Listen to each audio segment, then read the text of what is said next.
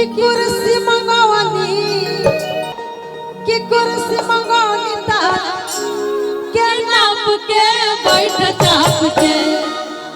ऐसा तिलक हर लोग बाराती लोग के स्वागत करते हम गइले रहे कि कुर्सी मंगवानी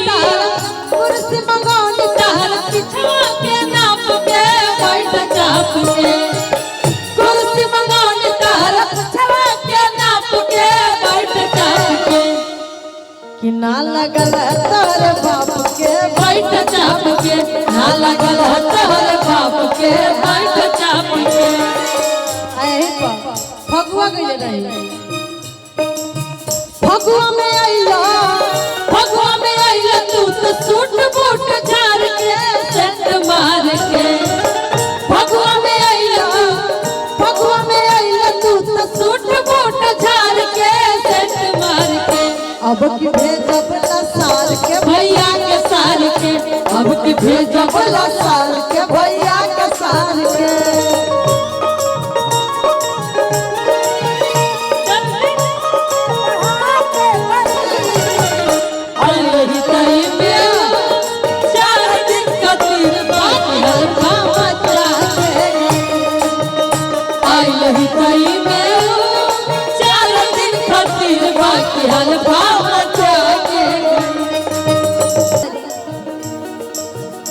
अपन सारा के जब आओ तारे होली में तो उनका स्वागत करते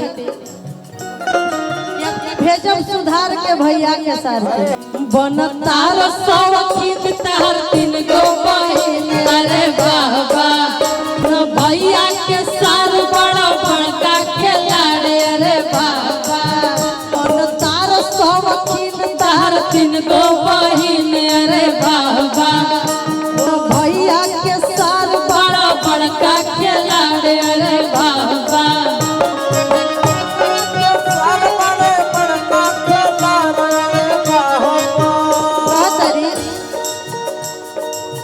भड़की बनाइबो जद खिसियाइबो तो भेजब सुधार के। भड़की बनाइबो जद खिसियाइबो तो भेजब सुधार के। कुर्ता फाड़ के रंग लगाई सार के भैया के सार के।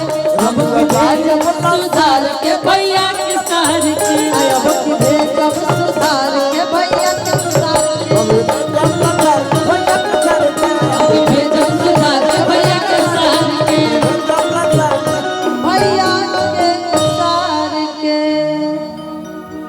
अरे कि कहिया के चलल तू हवाए राजा भेड़ुआ। कि कहिया के चलल तू हवाए संतोष भेड़ुआ। तारा घरवा में चोरा पासमैले आए सिया राम के बजो। तारा घरवा में चोरा पासमैले आए सिया राम के बजो।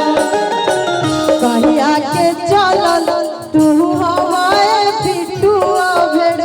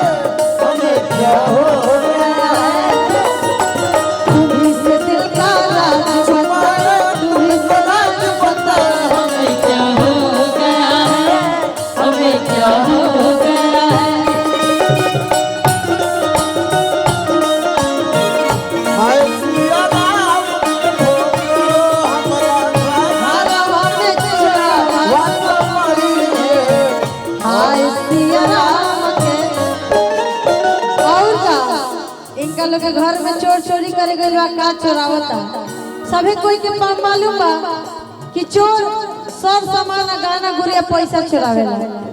बाकी जेकर जेकर हम नाम ले ले बानी इनका लोग के घर में चोर चोरी करे गइल बा का चुरावता। देखिए हम गार्जियन से क्षमा चाहब बाकी हमरा आदेश आइल बा अनधन चोरावा कुछ ना लिहले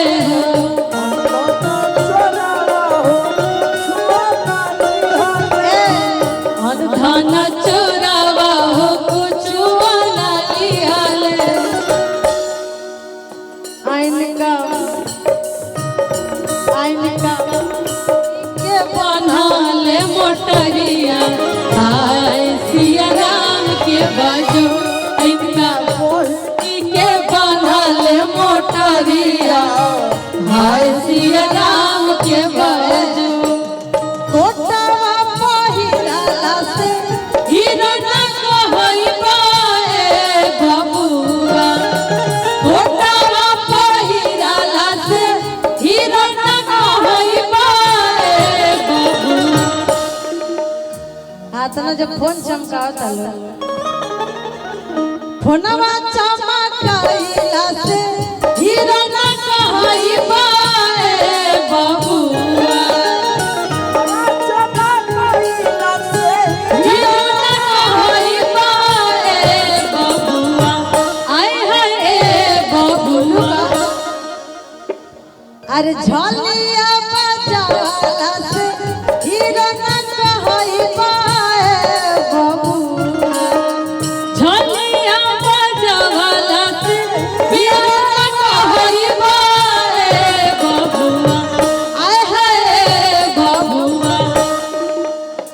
एगो गरीब कह दे कि मैं हर मौगे कहई पाए बबुआ मैं हर मौगे कहई पाए बबुआ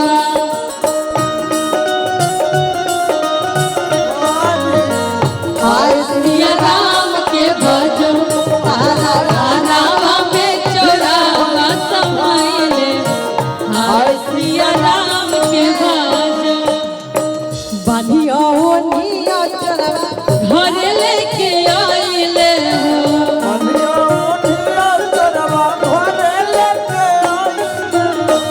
बानिया ओनिया चोरावा घर लेके आइले उनके दे दिहले भैया कैसे जरिया सिया राम के बाजो उनके दे दिहले भैया कैसे जरिया आय सिया राम के बाजो उनके दे दिहले भैया कैसे जरिया आय सिया राम के बाजो उनके दे दिहले भैया कैसे जरिया हाय सिया राम के बाजो। कि मंगल गीत जब ले ना होई तब ले हमरा ना लगी कि हां ई कार्यक्रम सफल भइल बा। आ देखिए हमनी के जब बियाह शादी होखेला ई कोनो गलत गाना त हो ना इतना सुंदर गीत। आ जब बियाह शादी में जब दुआरे बारात लगेला या फिर तिलक चढ़ावे तिलक हरू लगावेला तब सब करीना पांडे के ऐसे ना बुलावे सविता पांडे के ऐसे ना बुलावे कि तू आवा तिलक के गीत गावा तू आवा तिलक हरू लोग के स्वागत कर गाली गीत गा के भरतिया लोग के स्वागत कर गाली गीत गा के। तो देखिए ऐसे तो यात्रा सभ्य मंच बा कि मंगल गीत गावे के इच्छा नहीं करते लेकिन हम कलाकार गार्जियन से मजबूर बन हमनी के देखिए हाल में भैया जो ना के बोल गए तो उनका पई हमरा मन के सब मंगल गीत गावे के